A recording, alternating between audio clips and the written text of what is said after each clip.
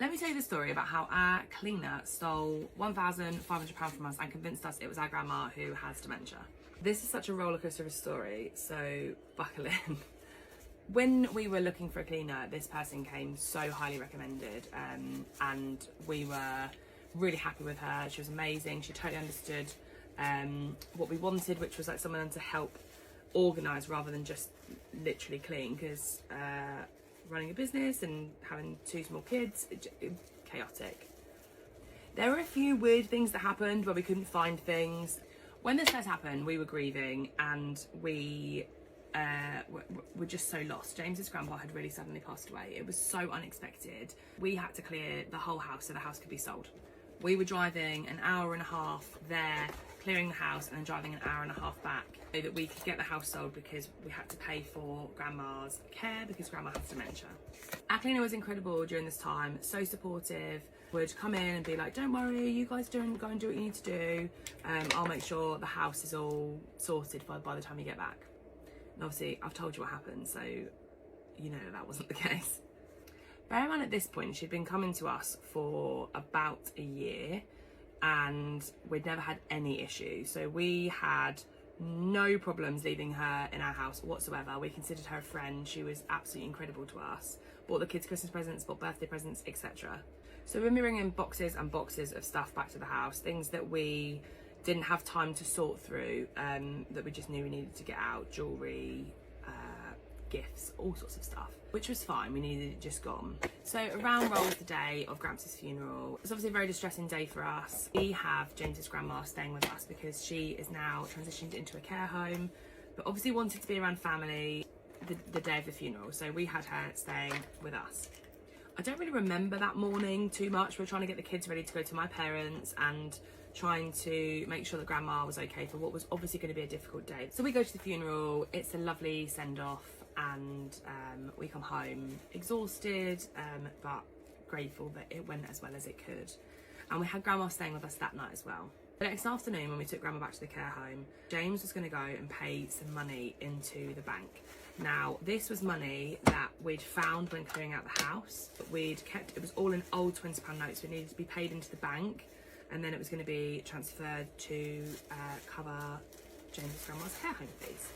The envelope was just an envelope with some money in it, and the other one said, "To my darling Chrissy," in Gramps' handwriting, and then it said £1,000 on the front.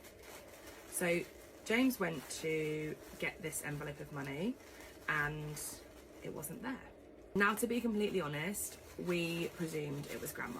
Grandma stayed in our bed, and I put the envelope in my wardrobe just so it was safe, ironically. We assumed on the morning of the funeral, grandma had seen this envelope with Gramps' writing on and assumed it was for her and taken the envelope. Now, when we queried her, she said that that hadn't happened, but bear in mind she does have dementia, so she's adamant that things didn't happen, that definitely did happen. So we knew that she wasn't reliable in terms of what she had and hadn't done, which I know sounds awful, but it's just the reality of dementia. We went to the care home, we searched her room, we searched everywhere. Grandma has a bit of a habit of giving money to people, so it wasn't the fact that she had the money that was the issue, it was where the money was, because she didn't have it on her and it wasn't in her room. So either somebody had taken it or grandma had given it to somebody. After we'd searched absolutely everywhere and couldn't find the money, we had to start thinking, could it be the cleaner? I felt so guilty for even thinking that it could be her. And I was adamant. I was like, she wouldn't do that to us. She absolutely wouldn't do that. Like, she's a friend. But after we'd checked everywhere, I phoned her to speak to her. And I didn't accuse her. I just said, on your travels, while you were here on the day of Gramps' funeral, did you see an envelope with some money in? Because we can't find it. So she was like, absolutely not. I really appreciate you for not accusing me. I would never do that to you. And I was like, yeah, I know that. But I wasn't sure if you'd seen it somewhere. And she said, no. She said, but don't forget, the morning of the funeral, grandma said, I'm going to go and spend some time with him. And she picked up her bag and she went and sat in your bedroom. She said, so if it was in your bedroom, maybe she did have it. Like, if you checked her bag. She offered to come and help me look. And I said, no, it's fine. I've checked everywhere. It's not here. So there's a chance that she's taken it and she's given it to somebody at the funeral, which wouldn't be weird for grandma. That is around Christmas time. And in the back of my mind, I was thinking, if she has taken the money, I don't think she's going to come back after Christmas. I think she'll make an excuse and she won't come back, and that'll be that. That isn't what happened. She came back, asked us if we'd found the money, asked us if there was anything she could do, like, have we checked here, have we checked there? Everything just carried on as normal. She said, I'm really happy that you didn't think it was me. I'd never be able to do that to somebody. And was trying to help us figure out where the money was. So we just accept that the money is gone. Someone's got it, we don't know where it is. And we carry on back to normal. Until about 3 weeks later, when James's work float has money go missing from it. Now, he used to work on the trains, so he had to have a very specific float every day, and he never took money out of his float for personal use. It was just his work float. But it was in his work bag in the conservatory. Now, one day when he was at work, he said to me, I've lost £20 from my float. He said, maybe I've taken it to get some change and I've got distracted and put it in my pocket and not realised. But I've never done that in all the years I've worked here, so it's really weird that's happened. So we're like, that's weird. But James is very disorganised, so like maybe that is what's happened, and we move on. Always keeping something in the back of my mind that it's weird that this has happened, along with everything that's happened to Grandma. I'm still believing that this person is our friend and wouldn't do this to us. They still come in twice a week. Nothing else happened. I can't believe like little things went missing, and then James's money went missing from his float again, and he was like, right, no, something's going on here, because in all the time I've worked here, I've never had money from my float go missing. We've had the money go missing the day of Gramps' funeral, extra little things, and then another float go missing, which is just weird. Like, I think we've got to really look at the reality that the cleaner could be stealing. She also had been talking to me about how bad her anxiety was, that she'd been really struggling, and I've been helping her with her anxiety. We now know that was because she was stealing up from us and coming into our house every day. That's by the way. So I set a trap, set a camera up in the kitchen, and I put some money, which was actually money from our son who passed away, from his kindness fund pot, which I'd spoken to her about. She knew all about, and this was 2 days after what would have been Leo's 4th birthday.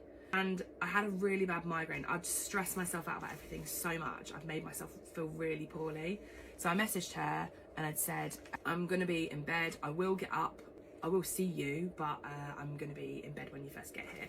Now, this wasn't a rarity because our son is neurodivergent and he doesn't sleep. He's now on melatonin, but before then he'd averaged a couple of hours sleep a night. So when he was at school, I'd catch up on the sleep. So it wasn't a weird thing that I'd sleep while she was in the house, even if it was just for like an hour.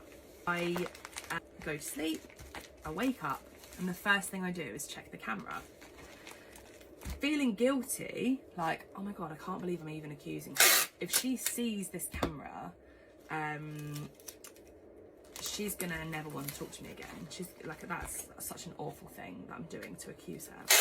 I checked the camera. Doorbell camera alerted. She came in the door at 9:28, and at 9:32, she was in my purse.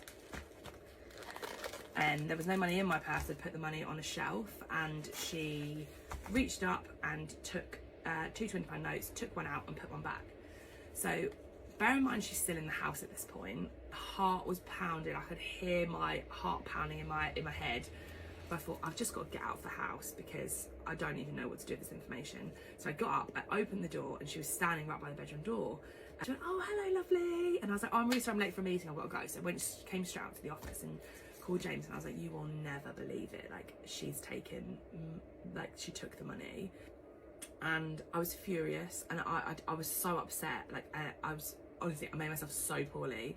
So not only did she take the money, she then spent the next 15 minutes ransacking the kitchen, like going through. So we had every year we do Rack for Leo for our son that passed away. So that's random acts of kindness, and when we do nice things, we give out things to people as random acts of kindness. We had cake that our friend had made for us. She was going through all the boxes, seeing if there was anything that she could take. She then went round to the boxes from James's grandparents' house, the new boxes from James's grandparents' house, and started going through all of that. Now, bear in mind, we don't even know what was in these boxes because we just packed them up and moved them here. So who even knows what she took from those boxes while we were clearing out his grandpa's house after he'd passed away.